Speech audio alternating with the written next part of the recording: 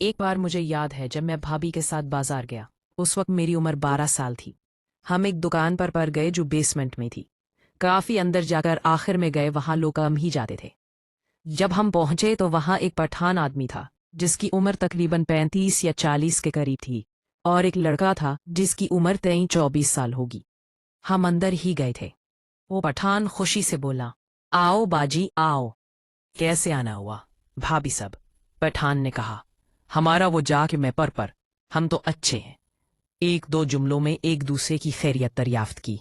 फिर उसने दूसरे छोटे लड़के से कहा, सुन, जाओ बाजी के लिए चाय लेकर आओ। वो बाहर मार्केट की दूसरी तरफ से अच्छी वाली चाय लाना वाली पी। लड़का हल्के से मुस्करा कर चला गया। भाभी भी जरा हंसते हुए बोली, खैर है, इतनी दौड़ से चाय मंगवाई जा रही है?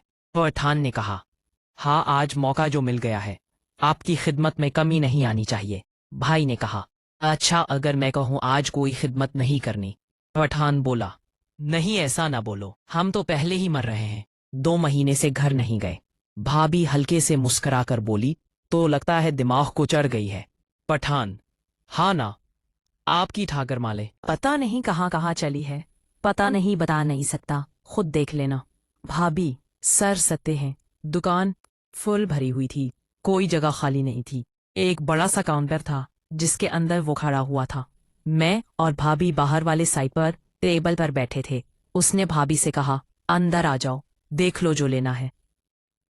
काउंटर काफी ऊंचा था, पठान के पेट के नीचे कुछ नजर नहीं आता था। भाई उठी और अंदर चली गई। मुझे मोबाइल पकड़ा दिया। मैं साक वाली गेम खेलने लगा। भाई और पठान अंदर थे। भाभी अलमारी की तरफ मन्हा करके मलकी फलकी बातें करती और कभी उसके साथ लग जाती, कभी उधर होती। फिर मैंने देखा भाभी का बाजू हरकत कर रहा, अम्मी आधाम तय, जैसे किसी चीज को पकड़कर आगे पीछे कर रही हो। फिर मुझे आवाज देकर बोली, सुनो, अगर कोई फोन आए तो मुझे बताना, और अगर और चीजें वगैरह देखनी है तो घूम लो। मैंने कहा, नहीं भाभी, मुझे गेम खेलनी है। भाभी, चलो, ध्यान से खेलो।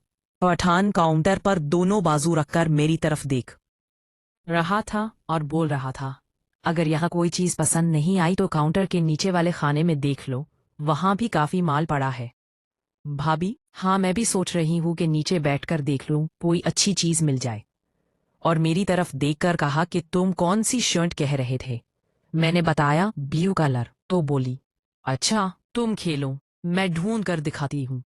इतने में पठान बोला, हाँ, उधर नीचे ही पड़ी होगी। सारी बातों के बाद भाभी अब आराम से नीचे बैठ गई। काउंटर की राइट साइड पर शीशा लगा हुआ था, जहां से भाई मुझे नजर आ रही थी। दरवाजे की जगह छोड़ दी थी। पहले मैंने इतना नोट नहीं किया कि भाई क्या कर रही है। फिर जब पठान के चेहरे के तासुरात बदले तो मैंने उसकी तरफ देखा। उसकी आवाज निकली, हाँ मारा, आराम से, डांट ना लगे। पे कुछ नहीं बोली। फिर हल्की सी पठान के जिस्म में हरकत पैदा होती रही, जैसे वो हल्का आगे पीछे हो रहा हो। भाई के खानने की आवाज आई। थोड़ी देर बाद मैंने जब पठान से नजर बचाकर शीशे में देखा तो मुझे अजीब सी हरकत महसूस हुई, जैसे भाई हिल रही है।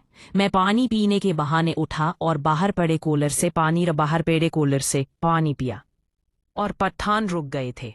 फिर मैं अपनी पहली वाली जगह से थोड़ा आगे की तरफ में था, जहां से शीशे में अंदर साफ नजर आ रहा था। भाभी क्या कर रही है, ये देखकर मैं हैरान रह गया कि भाई। फिर पठान को हल्की सी आवाज। मैं बोली, बस हो जाएगा, वरना हो जाएगा। इसने अपना मुंह साफ किया, बाल ठीक किए और आराम से एक शर्ट उठाकर खड़ी हुई और लजलीज लहजे में बोली, देखो ये ठीक है? मैंने कहा, अब खुद देख लो। इतने ने पठान बोला, रुको, मैं ढूंढता हूँ, और नीचे बैठ गया। अब भाभी काउंटर पर दोनों बाजू रखकर खड़ी हो गई और मुझसे पूछा, कॉल तो नहीं आई? मैंने कहा, नहीं भाई, कोई नहीं आई। भाभी, अच्छा चलो खेलो तुम, और साथ ही थोड़ा हिली जैसे टांगे खोल रही हो। मुंह से बस हल्की आवाज निकली और देखने लगी और कहने, तो नहीं हो रहे हो? मैंने सर हिला दिया, बोली, थोड़ी देर में चलते हैं, अच्छे से तपले देख लो। हाथ नीचे ले गई और हल्का सा मुड़कर पीछे देखने लगी। मैंने शीशे में देखा, तो बस देखता ही रह गया, क्योंकि पठान ने भाभी को हल्की सी आवाज में कहा, अब इसका क्या करना है। मेरी तरफ इशारा था। भाभी ने कहा, कुछ नहीं, बस वो कुछ नहीं बोलेगा, बाहर से कोई ना आ जाए, देख लेना, उसकी खैर है।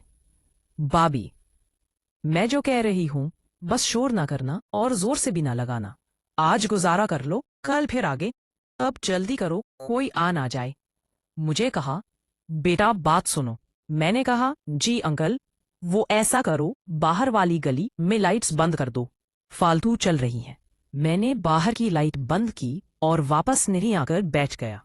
पठान ने फोन निकालकर सुनी को कॉल की और बोला, हाँ किधर हो। आगे से पता नहीं क्या जवाब आया। फिर बोला, ठीक है, ज्यादा से ज्यादा 15-20 मिनट। अब मैं तो परेशान हूं।